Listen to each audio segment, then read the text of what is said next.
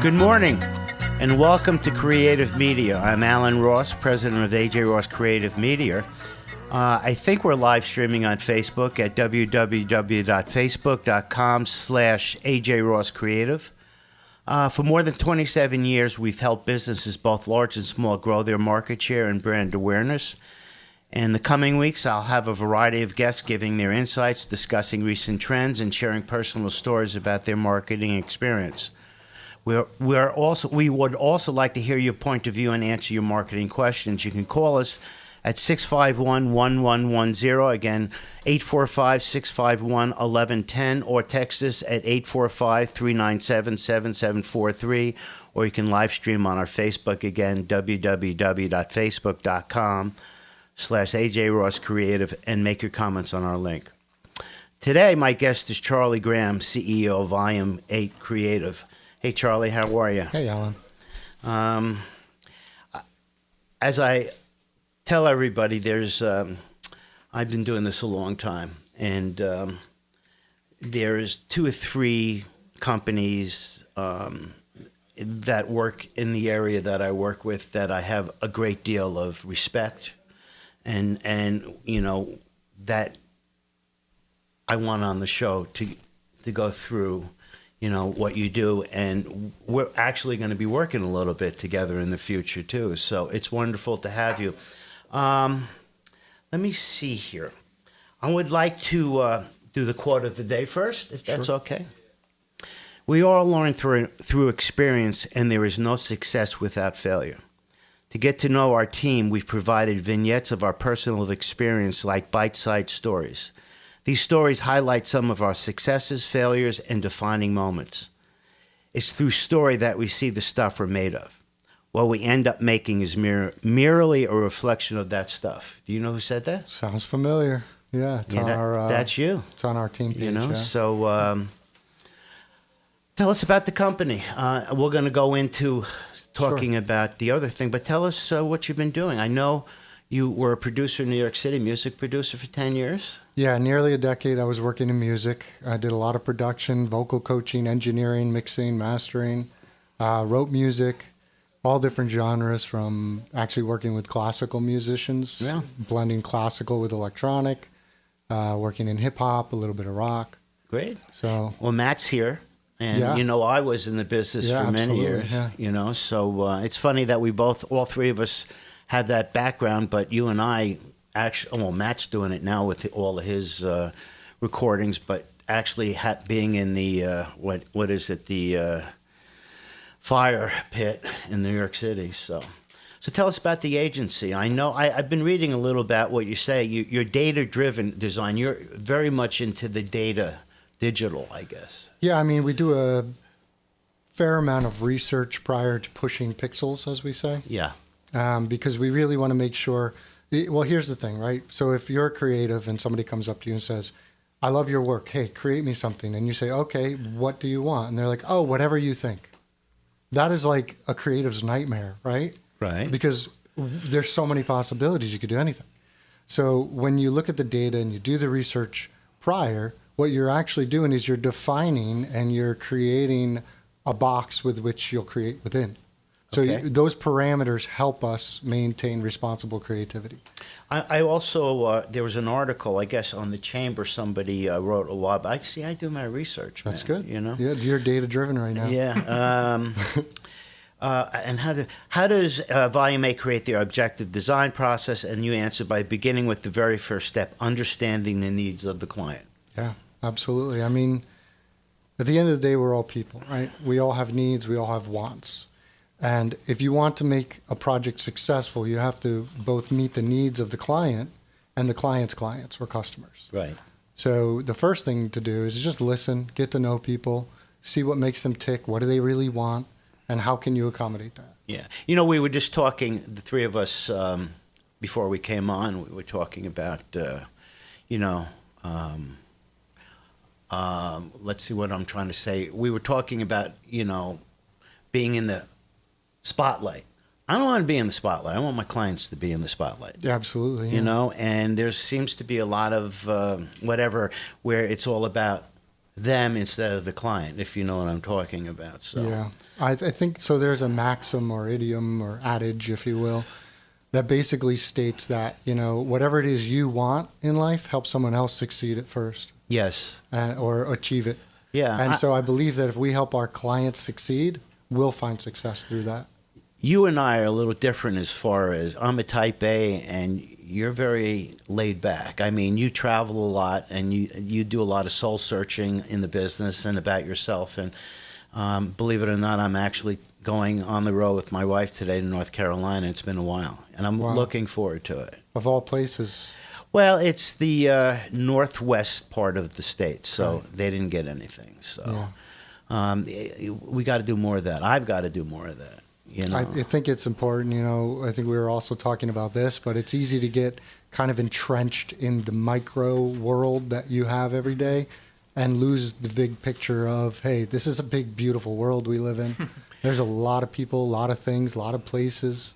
I know. So, and then before we move on, I also read that you have 5 commandments in dealing with your clients. this may have evolved, but yeah, that's an older article. But yeah, pretty much. I think. You want me to go through them real quick? Yeah, jog my memory on what compatibility, organization, understanding, respect, and trust. Yeah, court.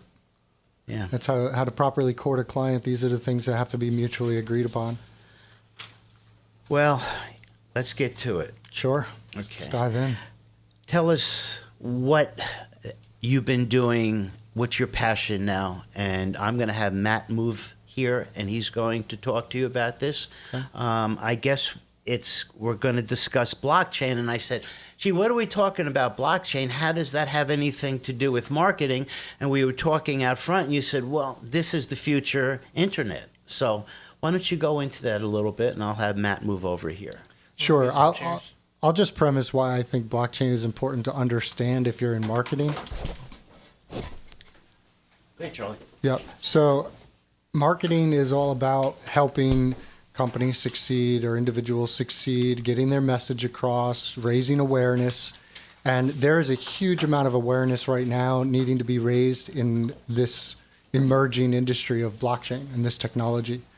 And a lot of us have heard the word or buzzwords flying around, but we may not completely understand or have a foundational level of understanding.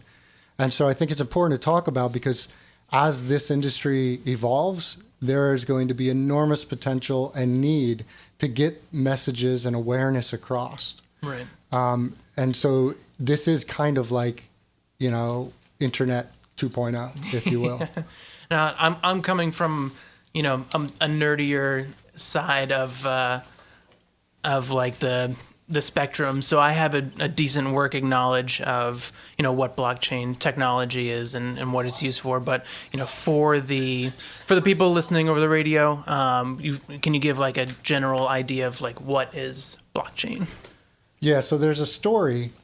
It's a hypothetical, but it really makes a lot of sense. And I'll dive right in. So basically, imagine yourself in a village, a small village, thousands of years ago, and this is like the seed of blockchain. And in that village, you know, some people are fishermen, some people are farmers. And every day, the fisherman trades a fish with the farmer for produce. And there's a lot of barter and trade. And as you can imagine, maybe the fisherman one day didn't catch a fish and still went to the farmer and says, look, I still need produce to feed my family. I promise I'll give you twice as many fish tomorrow. Mm-hmm. And so this is like a basic human communication. Mm-hmm. Like we all communicate through promises and barter and trade. And so the problem with that is that when promises are forgotten or, you know, just ignored, it can cause a lot of problems. And so in this little village that we're talking about, that happened. And so the economy slows down when that happens. Mm-hmm. From these unnecessary hang-ups that just naturally occur. Right, centered around promises. Right. So let's say the village elder calls a meeting and says, what can we do about this? And so someone steps forward and says, I have an idea. Why don't I keep track of every promise that's made in this village? Mm-hmm. So that way we know if somebody is telling the truth or not. Go ahead, Charlie. And the village elder says, great idea, and allows this person to keep a ledger. Okay, and we'll call this person the ledger keeper. So time goes on, it's working great, the economy's booming. At the next village meeting, the ledger keeper says, listen, I'm doing a lot of work here. I would like, for every promise I write down in the ledger, can I just get a little bit of that? Maybe just cut me off some fish or give me some vegetables or something. Well, people begrudgingly oblige because it was working. So more time passes. Now this ledger keeper is starting to amass quite a bit of wealth and power. And as with any role of power and responsibility of that nature, this ledger keeper starts to take bribes. This ledger keeper starts to erase ledger records, create fictitious ones. Now, people aren't stupid. So at the next meeting, the elder calls out the ledger keeper and says, this isn't going to work. So what do? Now, that's at the point we're at pretty much right now, where a centralized agency pretty much runs a lot of transaction, trade, etc. But in this village, this hypothetical village, somebody else steps forward and says, I know what we can do. There's 20 people in the village.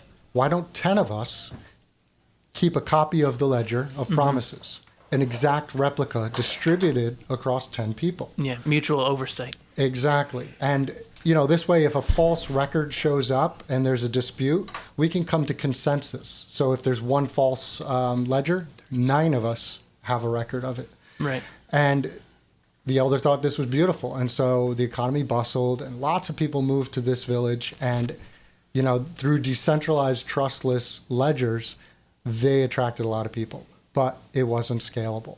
And that's where blockchain comes in. Thanks, Charlie. We'll be right back. This is WTBQ Radio. We'll be right back after these messages.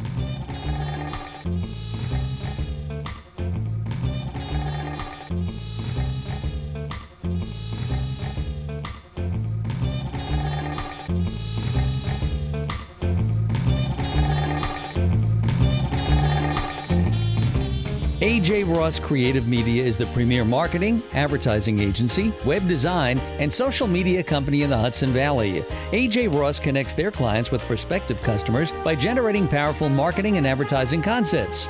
Meet with the AJRoss team and you'll walk away with a new and innovative approach that'll bring your company to the next level. Contact the AJRoss team and set up a free consultation and get started with the best. Visit AJRoss.com. Hey, this is Joe Dans. Connect the dots in these challenging times with my creativity and technology for business and life show every Wednesday at 11 a.m. on WTBQ, AM 1110 and FM 93.5. Radio worth listening to. WTBQ. Well, welcome back. I'm Allan Ross from AJRoss Creative Media. We're here with Matt Ross and Charlie Graham, CEO of Volum8 Creative. Do you see why I had Matt kind of... Yeah, that's fine. Yeah, so we talked about like this theoretical village and how blockchain can work within that, but so the big practical use is cryptocurrency. So think of blockchain as the operating system. Cryptocurrency, let's say Bitcoin, is just one application on that operating system. And the reason I bring the villager analogy up is because there's a big problem that blockchain solves through distributing a ledger. And it's just being able to create a trustless protocol where there's no central agency that you have to rely on or trust. That's what that metaphor was all about. So cryptocurrency is different from blockchain technology. Right. It's one outlet. It is one use case of blockchain.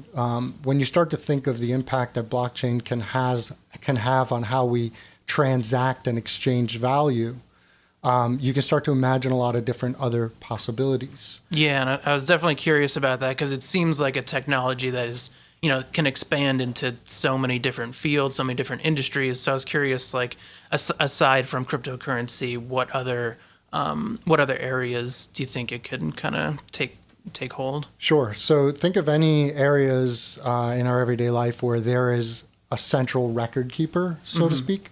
So this is intellectual property. This is medical health records. This is assets such as houses, real estate. Proving that copyright is intellectual property, but proving that you created or something exists. When you're able to create a record of that in a blockchain and that is somewhat immutable, like highly resistant to changing it, you can see how we can start to reform a lot of our record keeping and how that can impact, economies in the future. Right. Yeah, and just like thinking about like new streaming services, keeping track of how many plays, say, your song gets on all these internet radio stations, and using that technology could keep a public a record of that, because I know like some of the things that come up with Spotify and Pandora and all these radio stations, the streaming radio stations, is like, oh, we're not sure if our song is getting played, or if we're receiving the right amount of royalties against versus the song play. So that kind of like could help that, at least give the comfort to the artist, saying like, oh, okay, everything is accounted for. We there's that trust that's there. So there's a really cool aspect of blockchain, and when blockchain first started, it started with Bitcoin, and briefly in 2008, after the economic crash here in the States, there was a group of people called cypherpunks, a real subculture, but they pretty much wanted to use cryptography to change social and political environments. And what they did is they were after what they called the Holy Grail, which was this e-money, like digital money, right? Because then you can get away from the banks. And after the crash in 2008 is when the white paper for Bitcoin came up. And from that started all of this peer-to-peer electronic transactions. And out of that evolved something called Ethereum, which started smart contracts. And so what it was doing was using blockchain to automate agreements between different users or individuals. And now when you think of the implications of that, you can start to imagine how we can manage IP, digital rights attribution. So if you store a record of, say we create a song together and we're jamming out, and now we save that to the blockchain, 50-50, we split any copyright. Now every time that song gets played, if it references the blockchain, there's a legitimate record, immutable, hopefully, right? Trustless. There's nobody who can manipulate it. And we both get paid. Sealed. Yeah. Let me chime in here real quick. Again, if you'd like to ask Charlie or Matt a question, give him a call. 845-651-1110. Again, 845-651-1110. I'm an investor. I invest in stocks and stuff for a long time. And then the Bitcoin started getting like $20,000, $18,000, and all that sort of stuff. And I almost went for it.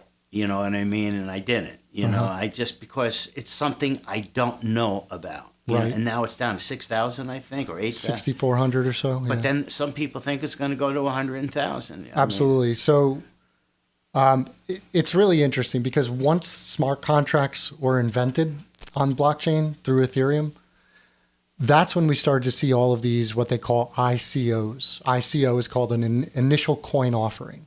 And so all these new startups and blockchain ideas and protocols came out, and pretty much off of the basis of a white paper, people were raising millions of dollars. Now, I can't tell you how prone that is to scams, right? ICOs, I think over 50% of them never delivered on anything. But that's what brought in a lot of money and investment opportunity and attraction, and the hype that brought Bitcoin all the way up to 20,000. Now, what makes Bitcoin special is it is called the digital gold, because it has a limited supply. The way that it was designed, there's only 21 million. I could be wrong, but let's say 21 million Bitcoins that will ever be in existence. So they can't be mined. Well, they can be mined up. They're mined, and we won't get into that because that's real technical. But they're mined until there are, and again, this could be the wrong number, but 21 million in circulation. So we're just not there yet. Exactly. I think by predictions of mining, maybe 2024 or somewhere around there. But what's important to understand is that a lot of Bitcoins are already lost forever, put into digital wallets keys were lost, etc. So we may only have 60% of all Bitcoins left in circulation. Charlie, we have a phone call. Yeah. You put it through, or do we? Okay. Who's calling? Hello. Hey, it's Gary from Walden. How are you, Charlie? Hey, Gary. Talk a little bit about the journalism component of this, will you? Because that's another application, right? Sure. So journalism, there's a couple projects out there like Poet and Civil that are working on solving journalism by promoting an ethical journalism solution. And the way that they do that is by creating a community that holds itself accountable for the quality and truthfulness of the articles that are being submitted, right? And so I believe actually Chronogram, which is a local publication, has signed up to be on Civil as their own newsroom, which is really cool. And, what they're doing is they're making use of what's called proof of existence or authentication of content on the blockchain. And then they're tracking the use of that content through the blockchain. So it's a really awesome use case. Proof of existence is actually the second oldest use case of blockchain.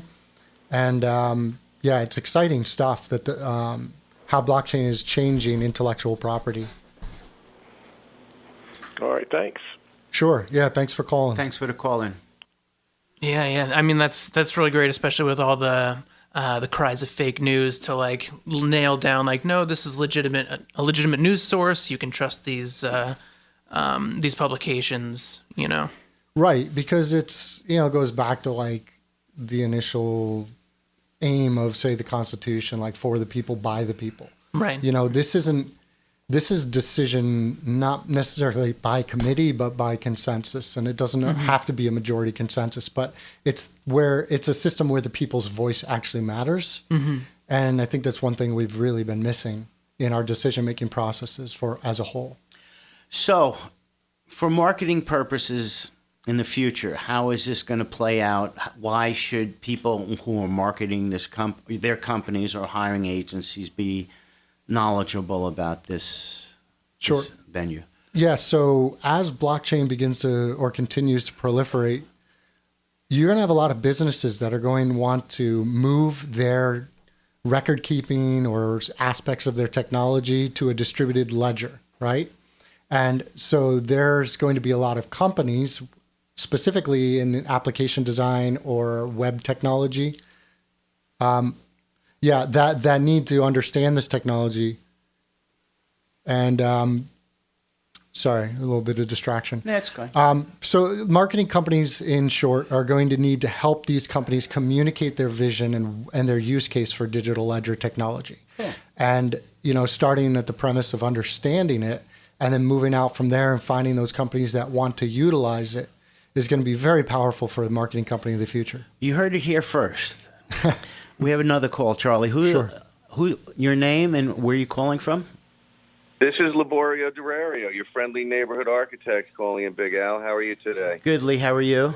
Good, man. First of all, I want to say congratulations on the radio show. I always like to compliment people that get airwaves going, and I like the blockchain information. Just wondering, and thank you, first of all. Al did my website, so my architectural website, and it's still it's pounding away. It does fantastic. So I just want to give you a little plug there for your company, for your creativity, Al. And thanks, Lee.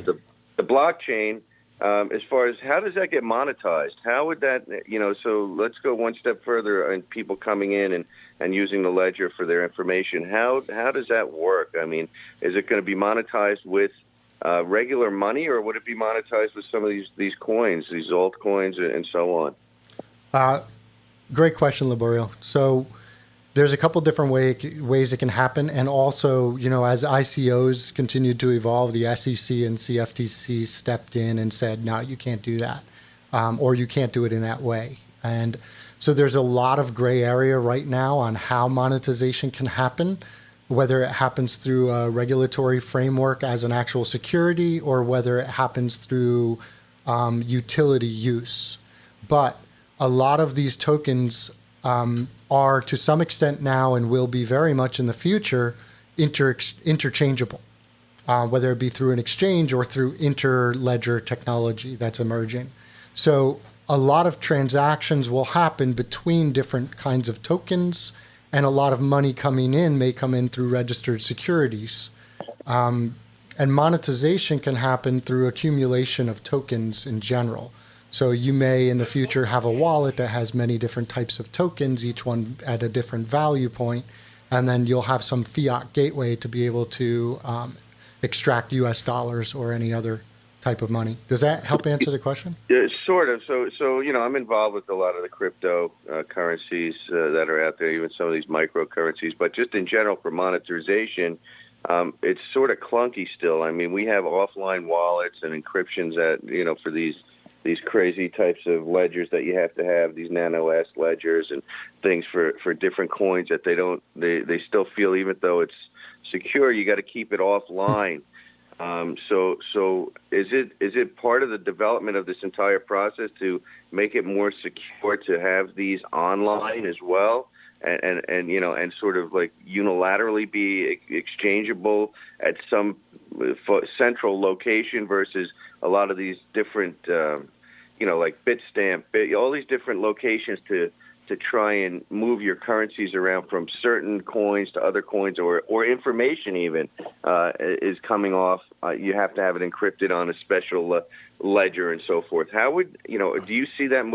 It's not moving quick enough for me. So my question would be, do you feel it's going to be moving quicker, that technology, or is that going to always be in place where you need to have a primary offline vault for your information, so to speak, and then the secondary would be online?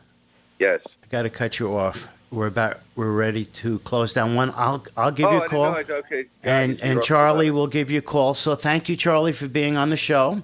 Charlie Yes, my pleasure, Alan. And I'm Allan Ross from AJRoss Creative Media, and you can reach us at 845-783-5770. Have a wonderful day, and we'll see you next week. Again, thank you, Charlie. Thank you. And Matt.